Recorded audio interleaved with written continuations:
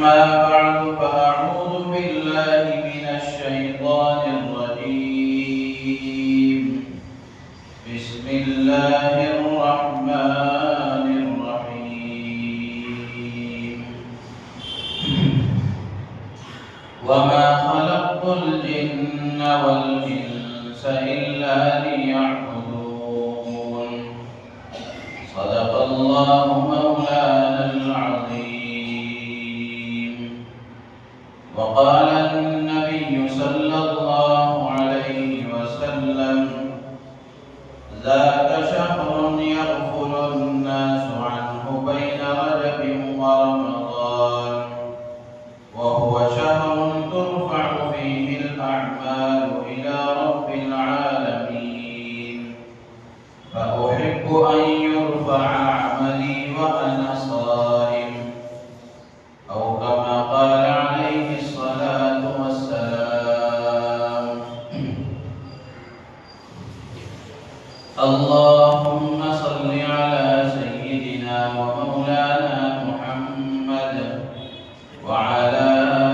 آل سيدنا ومولانا محمد وبارك وسلم.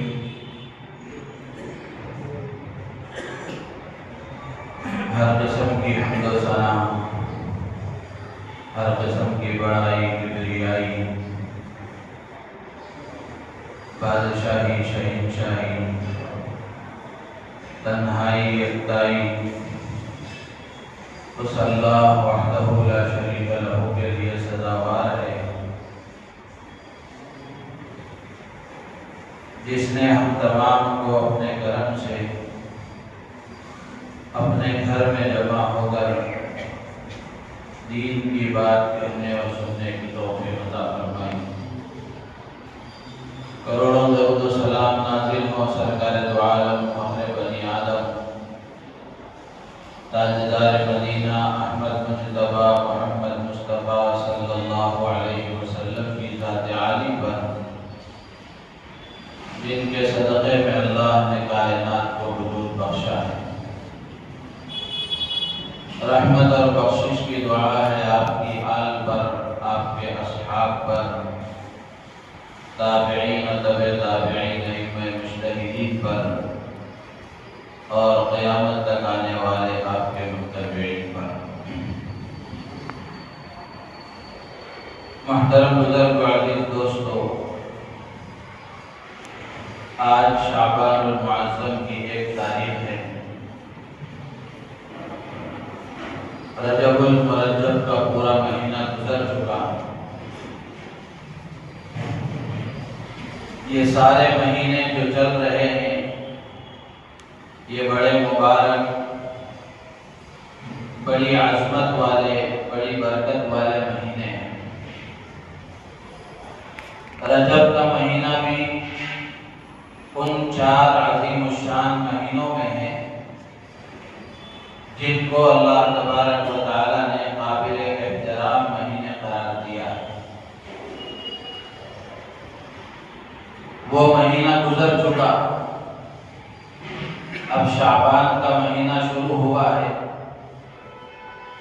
شعبان کا مہینہ بھی بڑی فضیلتوں والا، عظمتوں والا مہینہ ہے،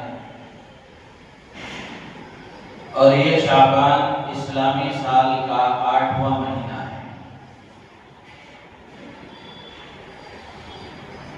یہ بات ہمیں اپنے ذہن میں اچھی طرح رکھنی چاہیے کہ ماہانہ اور سالانہ جو اسلامی احکامات ہیں ان سب کا تعلق قمری مہینوں کے ساتھ ہے، یعنی اسلامی احکامات کا تعلق چاند کے حساب سے ہے۔ جیسے عید ہے، بقرعید ہے، عید الفطر اور عید الاضحیٰ، روزے، قربانی، حج، شب برات اور شب قدر، ان سب احکامات کا تعلق قمری مہینوں کے ساتھ ہے، چاند والے مہینوں کے ساتھ ہے، ان مہینوں کے ساتھ ہے جن کا حساب چاند کے اعتبار سے ہوتا ہے۔ اس لیے مسلمانوں کو قمری مہینوں کو یاد رکھنا، قمری تاریخوں کو یاد رکھنا یہ ضروری ہے تاکہ ایک مسلمان اسلامی اصولوں کے مطابق آسانی کے ساتھ زندگی گزار سکے۔ اس کی اہمیت کا اندازہ اس بات سے ہوتا ہے کہ اللہ کے رسول علیہ السلام نے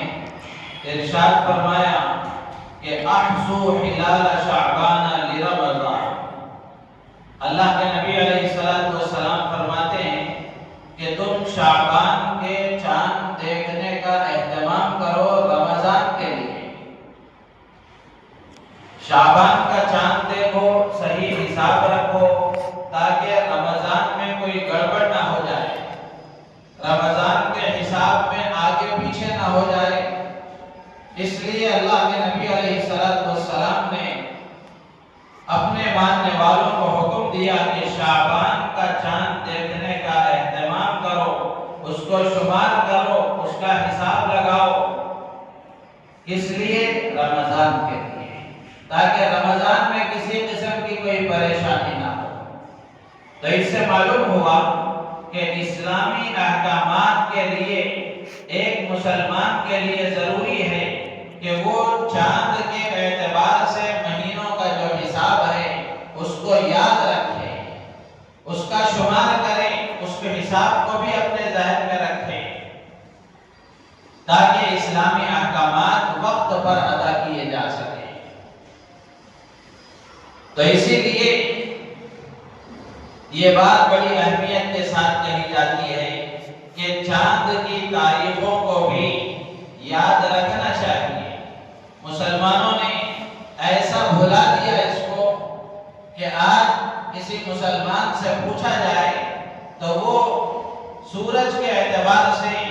مہینوں کا جو حساب ہے وہ ان مہینوں کی تاریخوں کو بھی بتاتا ہے اور اپنے کاموں میں اسی کا استعمال کرتا ہے، اور وہی مہینے بھی اس کو یاد ہیں، وہی تاریخیں بھی اس کو یاد ہیں۔ چاند کے اعتبار سے مہینے جو اسلامی ناموں کے اعتبار سے رکھے گئے ہیں، نہ ان مہینوں کے نام معلوم ہیں،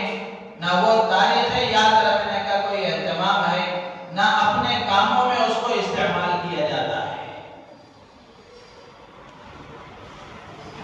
جبکہ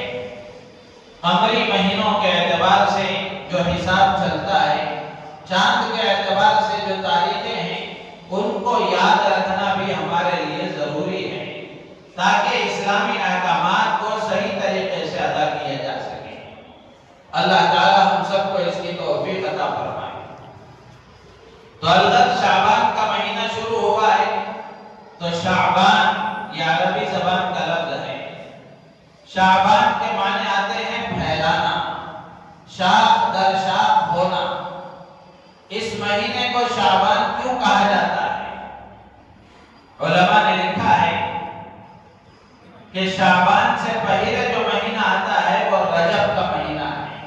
اور رجب کا مہینہ حرمت والے قابل احترام مہینوں میں سے ہے۔ ان مہینوں میں مکے کے سردار اور مکے کے کفار و مشرکین بھی جنگ و جدال سے، قتل و قتال سے، لڑائی جھگڑوں سے دور رہتے تھے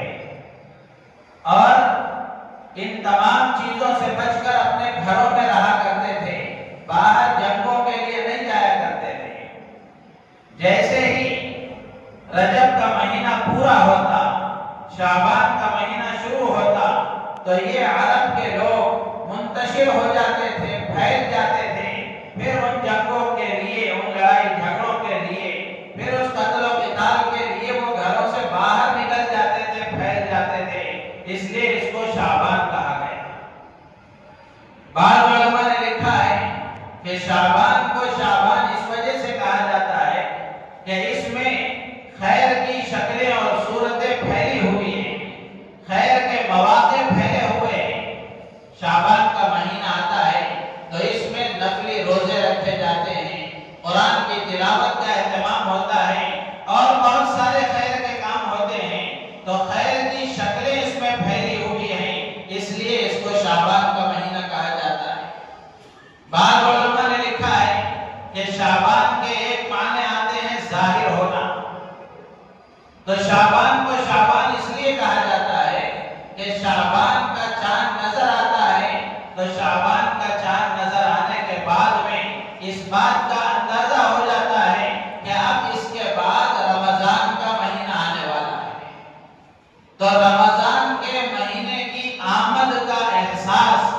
شعبان کا چاند دکھاتا ہے، اور شعبان کا چاند نظر آنے کی وجہ سے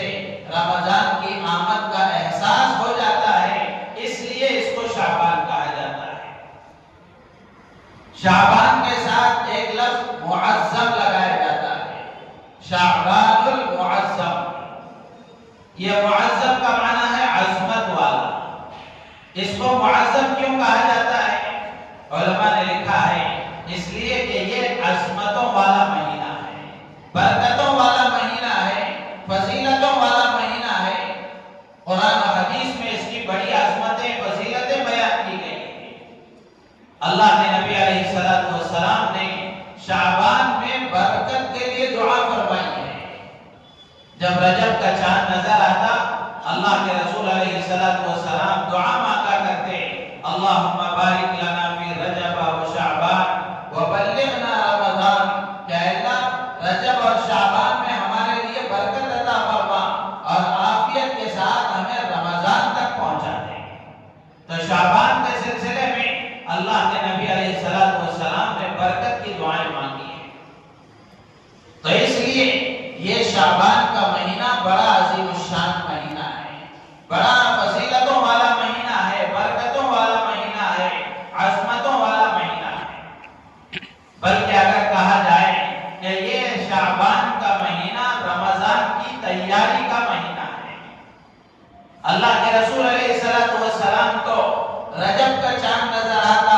اسی وقت سے آپ رمضان کی تیاری میں لگ جاتے ہیں۔ تو شعبان کا مہینہ شروع ہوا ہے، تو یہ شعبان کا مہینہ رمضان کی تیاری کا مہینہ ہے۔ تو اس لیے ہم میں سے ہر ایک کو چاہیے کہ ہم شعبان کے مہینے میں اپنے آپ کو رمضان کے لیے تیار کریں، رمضان کی تیاری کریں۔ تیاری کیا کریں؟ علماء نے لکھا ہے سب سے پہلی بات یہ ہے کہ ہم اپنی عبادتوں میں اضافہ کریں، اپنی عبادتوں میں اضافہ کریں۔ حضرت عبداللہ ابن عباس رضی اللہ تعالیٰ عنہما فرماتے ہیں كنت احب ان يزيد الناس في الطاعة في شعبان كما يزيدون في رمضان۔ حضرت عبداللہ ابن عباس رضی اللہ تعالیٰ عنہما فرماتے ہیں کہ میں چاہتا ہوں کہ لوگ شعبان میں اللہ کے اطاعت میں اضافہ کریں جیسے وہ رمضان میں اپنی عبادتوں میں اضافہ کرتے ہیں۔ جیسے رمضان میں ایک ماحول ہوتا ہے کہ ہر آدمی شرابی، کبابی، جواری، جیسا بھی ہے آدمی، لیکن وہ نمازوں کا اہتمام کرتا ہے۔ رمضان کے علاوہ دنوں کے مقابلے میں کسی نہ کسی شکل میں اس کی عبادتوں میں اضافہ ہو جاتا ہے۔ تو حضرت عبداللہ ابن عباس رضی اللہ تعالیٰ عنہ فرماتے ہیں کہ میں یہ چاہتا ہوں کہ مسلمان جیسے رمضان میں اپنی عبادتوں میں اضافہ کرتے ہیں، ایسے ہی شعبان کے مہینے میں اپنی عبادتوں میں اضافہ کریں۔ کیوں؟ ایک اور بزرگ ہیں حضرت وہب ابن منبہ رحمۃ اللہ علیہ، وہ فرماتے ہیں من ترک العبادت فی شعبان سیثقلہ رمضان۔ فرماتے ہیں حضرت وہب ابن منبہ رحمۃ اللہ علیہ کہ جو شعبان میں عبادت کو چھوڑ دیتا ہے، رمضان میں عبادت اس کے لیے بھاری ہو جاتی ہے۔ اسی لیے شعبان ہی سے اپنے آپ کو عبادتوں کا عادی بنانا چاہیے اور اپنے آپ کو عبادتوں میں مصروف اور مشغول رکھنا چاہیے۔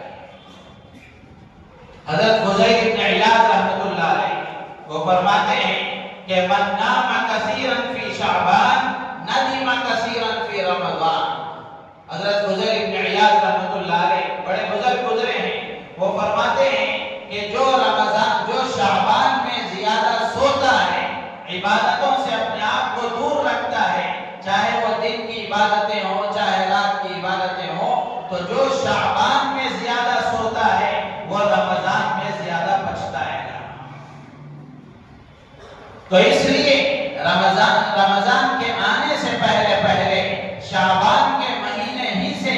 عبادتوں میں اضافہ کرنا چاہیے۔ حضرت عامر ابن قیس ملائی رحمۃ اللہ علیہ بہت بڑے بزرگ گزرے ہیں، وہ فرماتے ہیں کہ کانوا اذا دخل شعبان اغلقوا دکاناتهم وتفرغوا لقراءۃ القرآن۔ فرماتے ہیں کہ سلف صالحین کا، بزرگان دین کا، اللہ والوں کا، اللہ کے برگزیدہ نیک بندوں کا معمول یہ تھا کہ جیسے ہی شعبان کا مہینہ شروع ہوتا وہ اپنی دکانوں کو بند کر دیا کرتے اور قرآن کی تلاوت کے لیے اپنے آپ کو فارغ کر لیا کرتے تھے۔ تو اس سے معلوم ہوا کہ شعبان کا مہینہ شروع ہو جائے تو اپنی روزمرہ کی جو مصروفیات ہیں، اپنی روزانہ کی جو مشغولیات ہیں، ان مصروفیتوں اور ان مشغولیتوں کو کم کر کے اپنی عبادتوں میں اضافہ کر لینا چاہیے، عبادتوں میں آگے بڑھنا چاہیے تاکہ رمضان آئے تو رمضان سے صحیح طریقے سے فائدہ اٹھایا جا سکے۔ حضرت عبداللہ ابن مسعود رضی اللہ تعالیٰ بہت بڑے صحابی ہیں، فرماتے ہیں کہ اضیع الناس من ضیع شعبان۔ حضرت عبداللہ ابن مسعود رضی اللہ تعالیٰ عنہ فرماتے ہیں کہ لوگوں میں سب سے زیادہ ضائع کرنے والا وہ آدمی ہے جس نے شعبان کے مہینے کو ضائع کر دیا، یعنی شعبان کے مہینے کو غفلتوں میں گزار دیا،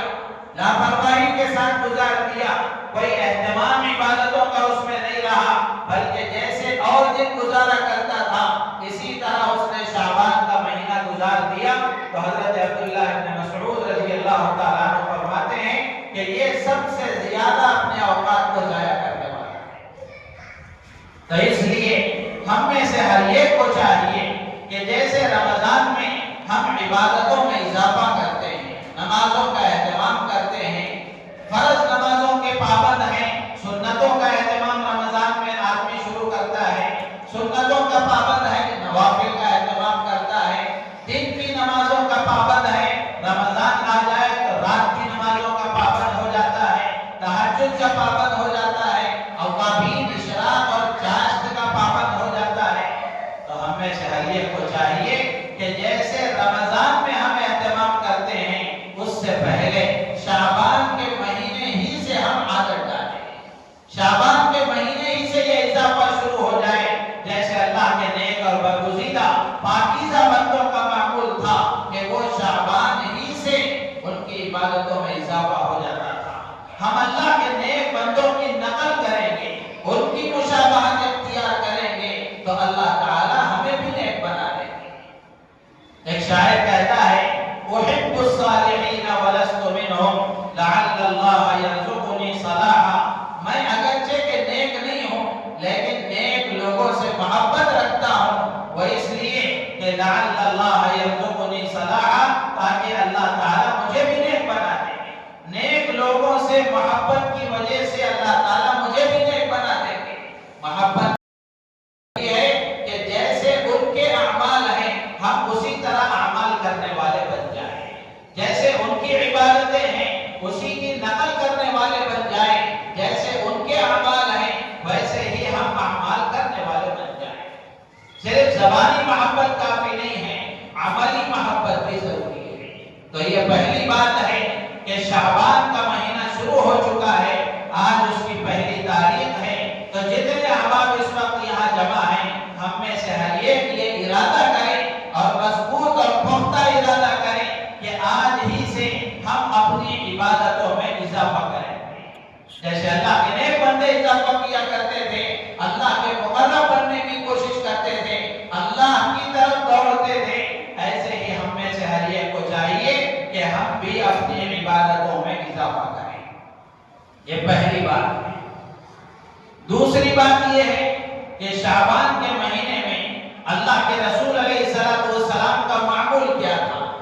آپ علیہ السلام شعبان کے مہینے میں کیا کرتے تھے؟ حدیث کی کتابوں میں ہے، ام المومنین حضرت عائشہ صدیقہ رضی اللہ تعالی عنہا فرماتی ہیں کہ میں نے شعبان سے زیادہ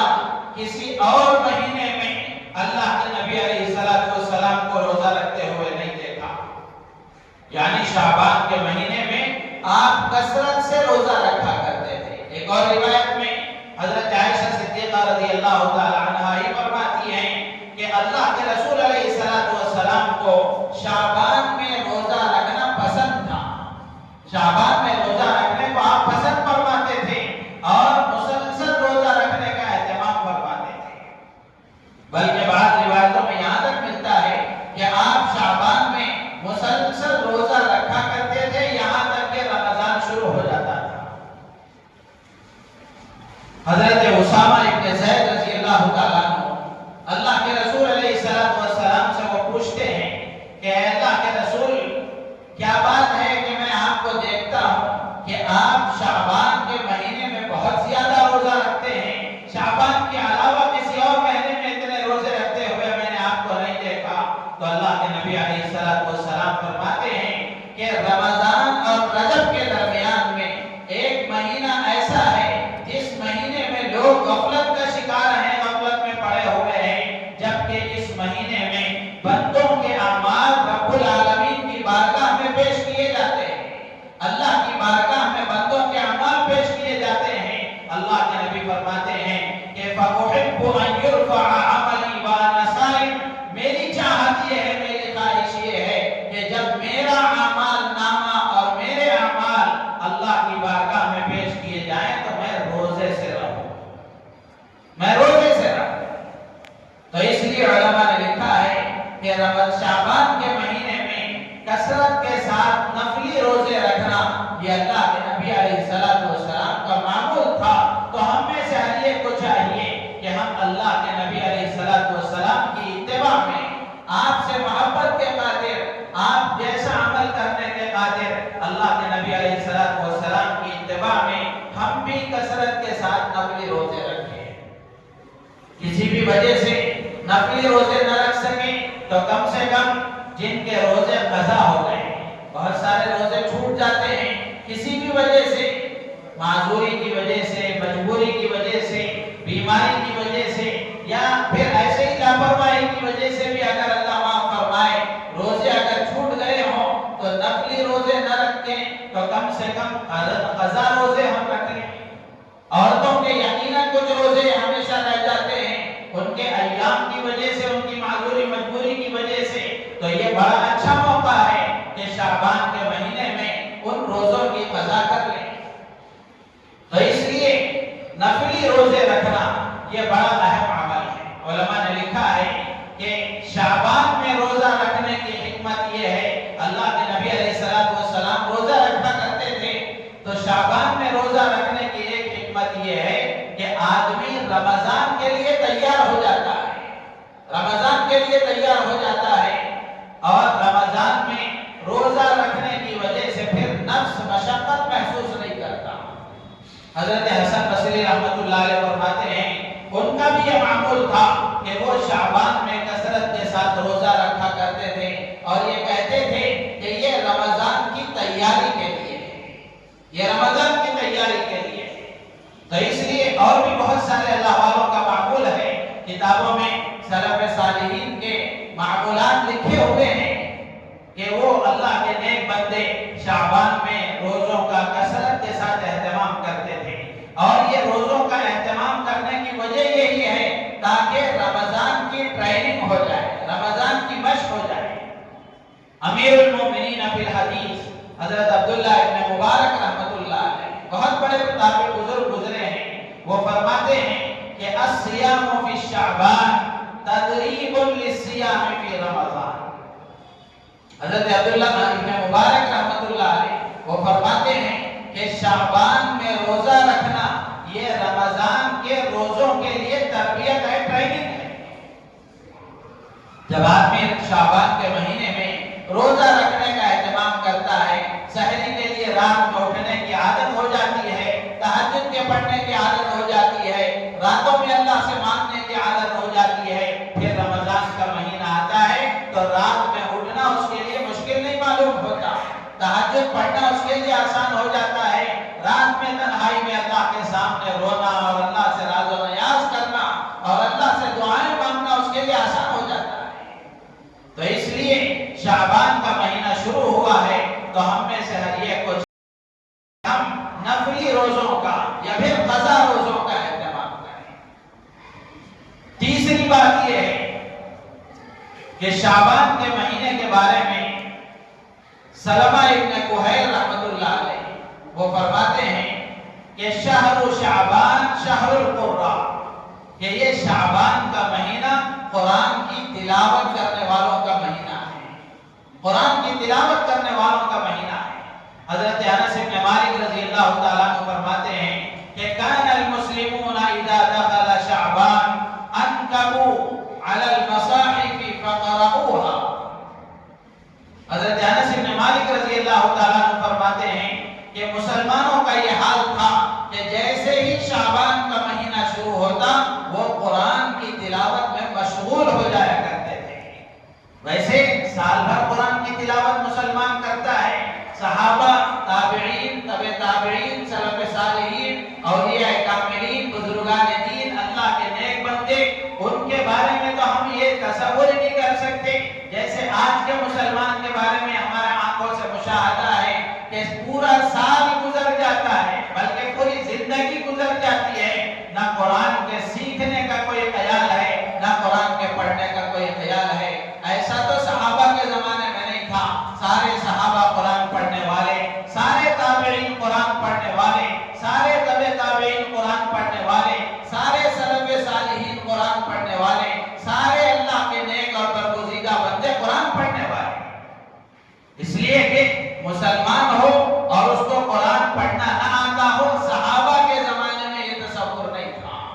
تابعین کے زمانے میں یہ تصور نہیں تھا، تبع تابعین کے زمانے میں یہ تصور نہیں تھا۔ بدقسمتی کی بات یہ ہے کہ ہم اپنی آنکھوں سے دیکھ رہے ہیں، ہر آدمی اپنے بارے میں غور کر کے دیکھے کہ میں مسلمان ہوں، مجھے اپنی مذہبی کتاب پڑھنا نہیں آتا، جبکہ یہ قرآن میرے لیے نازل ہوا تھا، میری رہبری کے لیے نازل ہوا تھا، میری گائیڈنگ کے لیے نازل ہوا تھا، مجھے زندگی گزارنے کا سلیقہ سکھانے کے لیے آیا تھا، لیکن میں خود اس کو پڑھنے کے لیے تیار نہیں ہوں، اس سے رہبری حاصل کرنے کے لیے تیار نہیں ہوں، اس کی تلاوت کرنے کے لیے تیار نہیں ہوں، اس کو سمجھنے کے لیے میرے پاس وقت نہیں ہے، اس کو پڑھنے کے لیے میرے پاس وقت نہیں ہے۔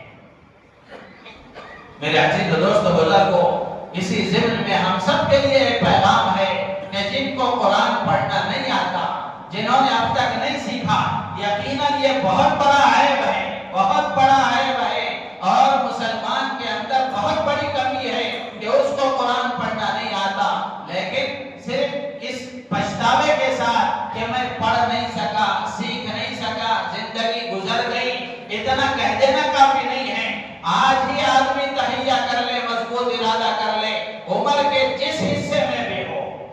عمر کے جس حصے میں بھی ہو، چاہے 70 75 ہو یا 25 40 30 ہو، عمر کتنی ہی کیوں نہ ہو، آدمی کے علم حاصل کرنے کے لیے کوئی عمر نہیں ہے۔ سچی طلب چاہیے اور مضبوط محنت چاہیے۔ آدمی صحیح طلب کے ساتھ، مضبوط محنت کے ساتھ اللہ سے دعا مانگتے ہوئے کوشش کرتا ہے، اللہ تعالیٰ اس کے لیے آسان فرما دیتے ہیں۔ عربی کا ایک مقولہ ہے، من جد وجد، جو محنت کرتا ہے وہ پا لیتا ہے۔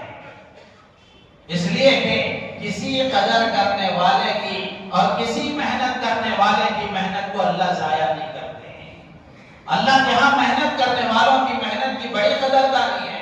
اللہ تعالیٰ بندوں کے بڑے قدردان ہیں، بندہ محنت شروع کرتا ہے اللہ اس کے لیے آسان فرما دیتے ہیں۔ تو اس لیے سلف صالحین کے بارے میں اور صحابی حضرت انس بن مالک فرماتے ہیں کہ انہوں نے صحابہ کو بھی دیکھا ہے، تابعین کو بھی دیکھا ہے، وہ فرماتے ہیں کہ مسلمانوں کا یہ حال تھا کہ جیسے ہی شعبان کا مہینہ شروع ہوتا تو وہ قرآن کی تلاوت میں مشغول ہو جاتے ہیں۔ یہ قرآن کا مہینہ کہا جاتا تھا، قرآن کی تلاوت کرنے والوں کا مہینہ کہا جاتا تھا۔ جیسے پہلے بھی میں نے سنایا کہ عامر ابن قیس رحمۃ اللہ علیہ فرماتے ہیں کہ جیسے ہی شعبان کا مہینہ شروع ہوتا تو سلف صالحین کا معمول یہ تھا، اغلقوا دکاناتہم وتفرقوا لقراءۃ القرآن، وہ اپنی دکانوں کو بند کر دیتے تھے اور قرآن کی تلاوت کے لیے اپنے آپ کو فارغ کر لیتے تھے۔ اتنا بڑا مجاہدہ اگر ہم نہیں کر سکتے تو کیا روزانہ 1 گھنٹہ ہم اس کے اگر قرآن پڑھنا آتا ہے بہت بڑی سعادت کی بات ہے، بہت بڑی خوش نصیبی کی بات ہے۔ روزانہ کچھ وقت فارغ کر کے اللہ کے کلام کو محبت کے ساتھ، عظمت کے ساتھ، پیار کے ساتھ روزانہ اہتمام سے قرآن کی تلاوت کریں، اس کی بڑی برکتیں ہیں، مستقل اس پر بیان کیا جا سکتا ہے، مستقل اس کے لیے ایک الگ عنوان ہے کہ قرآن کی تلاوت کے دنیاوی فائدے کیا ہیں، اخروی فائدے کیا ہیں۔ یہ مضمون اور یہ بات میں پہلے دن سے عرض کرتا رہتا ہوں کہ اللہ نے جتنے بھی احکامات، جتنے بھی اعمال ہمارے لیے دیے ہیں، شریعت کے جتنے بھی احکامات ہیں، ایسا نہیں ہے کہ ان کا فائدہ صرف آخرت میں ہوگا، ایسا نہیں ہے، بلکہ آدمی جو بھی نیک کام کرتا ہے اللہ تعالیٰ سب سے پہلا فائدہ اس کو دنیا میں دیتے ہیں، پھر اس کے بعد آخرت میں اس کے لیے اجر و ثواب ہے۔ وقت نہیں ہے ورنہ اس کی بے شمار مثالیں عرض کی جا سکتی ہیں۔ تو اس لیے یہ بات میں عرض کر رہا تھا کہ قرآن کی تلاوت کا اہتمام کریں۔ پہلی بات اپنی عبادتوں میں اضافہ کریں، دوسری بات نفلی روزوں کا اہتمام کریں، یا پھر جو روزے قضا ہو گئے قضا روزوں کا ہم اہتمام کریں، اور تیسری چیز ہے قرآن کی تلاوت کا اہتمام کریں۔ قرآن یہ اللہ کا دسترخوان ہے، قرآن یہ اللہ کا دسترخوان ہے، جو قرآن پڑھتا ہے وہ اللہ کے دسترخوان سے سیراب ہوتا ہے، ربانی دسترخوان ہے۔ تو اس لیے قرآن کی تلاوت کا ہم اہتمام کریں۔ آج اسی مجلس میں ارادہ کریں جن کو قرآن پڑھنا آتا ہے وہ آج ہی سے قرآن کی تلاوت شروع کریں، اور جن کو قرآن پڑھنا نہیں آتا، بدقسمتی سے محنت نہیں کر سکے اور اس کی طرف توجہ نہیں دے سکے، اب تک جو ہو گیا سو ہو گیا، اللہ سے توبہ اور استغفار کر کے آج ہی سے سچی نیت کے ساتھ اس بات کا ارادہ کریں کہ روزانہ 1 گھنٹہ آدھا گھنٹہ قرآن کے سیکھنے میں لگاؤں گا، قرآن کے سیکھنے میں لگاؤں گا۔ سیکھنا شروع کریں گے اللہ تعالیٰ منزل تک پہنچا دیں گے۔ تو یہ تیسرا کام ہے کہ شعبان کا مہینہ شروع ہوا ہے، آج اس کی پہلی تاریخ ہے، تو ہم سب قرآن کی تلاوت کا عزم کریں۔ جن کو قرآن پڑھنا آتا ہے وہ قرآن روزانہ پڑھنے کی کوشش کریں۔ ماشاءاللہ رمضان میں ہم دیکھتے ہیں کہ فجر کے بعد، ظہر کے بعد، عصر کے بعد لوگ بڑی تعداد میں یہاں بھی اوپر کے حصے میں بھی قرآن پڑھتے ہوئے نظر آتے ہیں، قرآن کی تلاوت کا اہتمام ہوتا ہے۔ میرے عزیز و دوست بزرگوں، یہ قرآن صرف رمضان میں پڑھنے کے لیے نہیں ہے، بلکہ یہ قرآن روزانہ تلاوت کے لیے ہے۔ کم سے کم شعبان کا مہینہ اب شروع ہوا ہے تو رمضان کی تیاری کے لیے، رمضان کی تیاری کے لیے ہم آج ہی سے قرآن کی تلاوت کا معمول بنائیں۔ آسان ہے کہ ہر نماز کے بعد روزانہ 2-4 صفحے پڑھنے کا اہتمام کر لیں گے تو 5 نمازوں میں انشاءاللہ 1 پارہ تو آسانی سے ہو ہی جائے گا، 1 پارہ تو آسانی سے ہو جائے گا۔ تو اس لیے ہم ارادہ کریں، کوشش کریں کہ قرآن کی تلاوت ہم کرنے والے بنیں۔ جن کو قرآن پڑھنا آتا ہے وہ قرآن پڑھیں، اور جن کو پڑھنا نہیں آتا وہ قرآن سیکھنے کے لیے روزانہ کچھ وقت فارغ کرنے کی کوشش کریں۔ چوتھی بات یہ ہے کہ رمضان کے آنے سے پہلے شعبان کے مہینے میں اللہ کے نیک بندوں کا معمول یہ تھا کہ وہ شعبان کے مہینے میں ہی زکوٰۃ ادا کر دیا کرتے تھے، زکوٰۃ ادا کر دیا کرتے تھے۔ حضرت انس بن مالک رضی اللہ تعالیٰ عنہ فرماتے ہیں کہ جب شعبان کا مہینہ شروع ہوتا تو لوگ قرآن کی تلاوت میں مشغول ہو جاتے، وَأَخْرَجُوا زَكَاةَ أَمْوَالِهِمْ، اور اپنے مالوں کی زکوٰۃ ادا کرتے۔ کیوں ادا کرتے؟ تاکہ رمضان میں مسکینوں کے لیے، غریبوں کے لیے روزہ رکھنے کا انتظام ہو جائے۔ حضرت عبداللہ ابن عمر رضی اللہ تعالیٰ عنہما وہ فرماتے ہیں، ان کے بارے میں حضرت نافع ان کے شاگرد ہیں، وہ فرماتے ہیں کہ جیسے ہی شعبان کا مہینہ شروع ہوتا حضرت عبداللہ ابن عمر رضی اللہ تعالیٰ عنہما اپنے مال کی زکوٰۃ ادا کرتے اور فرماتے کہ یہ رمضان کے فقراء اور غریبوں کے لیے ہے، تو اپنے مالوں کی زکوٰۃ ادا کریں۔ امام اوزاعی رحمت اللہ علیہ بہت بڑے امام گزرے ہیں، وہ فرماتے ہیں کہ شعبان میں صدقہ کرنا ایسا ہی ہے جیسے رمضان میں صدقہ کرنا، شعبان میں صدقہ کرنا ایسا ہی ہے جیسے رمضان میں صدقہ کرنا۔ تو ہم کوشش کریں کہ رمضان کے مہینے کے آنے سے پہلے ہی اپنے اڑوس پڑوس کا جائزہ لیں، اپنے جان پہچان والے لوگوں کا جائزہ لیں، اپنے رشتہ داروں کا جائزہ لیں کہ ہمارے جان پہچان والوں میں، پڑوسیوں میں، رشتہ داروں میں کون ضرورت مند ہیں، غریب ہیں، ایسے لوگ جو مستحق ہیں ان تک زکوٰۃ پہنچانے کی کوشش کریں۔ بہت دنوں سے یہ خیال آتا ہے اور ہر سال یہ بات ذہن میں آتی ہے کہ عموماً مسلمانوں کا مزاج رمضان میں زکوٰۃ ادا کرنے کا ہے، رمضان میں زکوٰۃ ادا کرنے کا ہے، اور چونکہ رمضان میں مسلمان زکوٰۃ ادا کرتے ہیں اس لیے مدارس کے جو سفراء ہیں، مدارس کے جو نمائندے ہیں، وہ رمضان کے مہینے میں دور دور سے سفر کر کے رمضان میں زکوٰۃ کی وصولی کے لیے آتے ہیں۔ اتنی اچھی بات ہو جائے کہ شعبان کے مہینے میں مسلمانوں کا یہ مزاج بن جائے کہ شعبان کے مہینے میں وہ زکوٰۃ ادا کریں گے، تو یہ مدارس کے سفراء اور نمائندے شعبان کے مہینے میں اپنی زکوٰۃوں کو وصول کر کے مدارس کا ان کا انتظام ہو جائے گا، تو وہ اپنا رمضان بھی صحیح طریقے سے گزار سکیں گے۔ ورنہ ہم نے خود اپنی آنکھوں سے دیکھا ہے بہت سارے سفراء ایسے ہیں، عمر کا تقاضا ہے، بیماریاں ہیں، پریشانیاں ہیں، لمبے لمبے سفر ہیں، جس کی وجہ سے، مجبوری کی وجہ سے وہ رمضان کے روزے بھی ان کے رہ جاتے ہیں۔ تو اس لیے میرے عزیز و دوست بزرگوں، صحابہ کے بارے میں حضرت انس بن مالک فرماتے ہیں، تابعین کے بارے میں، سلف صالحین کے بارے میں آتا ہے کہ وہ شعبان میں اپنی زکوٰۃ ادا کر دیا کرتے تھے تاکہ غریبوں کا انتظام ہو جائے۔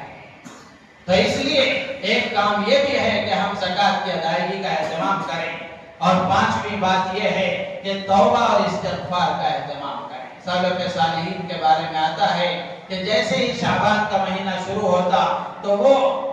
ذکر و اذکار میں، تسبیح میں اور استغفار میں، اللہ سے اپنے گناہوں کی معافی کی بھیک مانگنے میں وہ اضافہ کر دیا کرتے تھے۔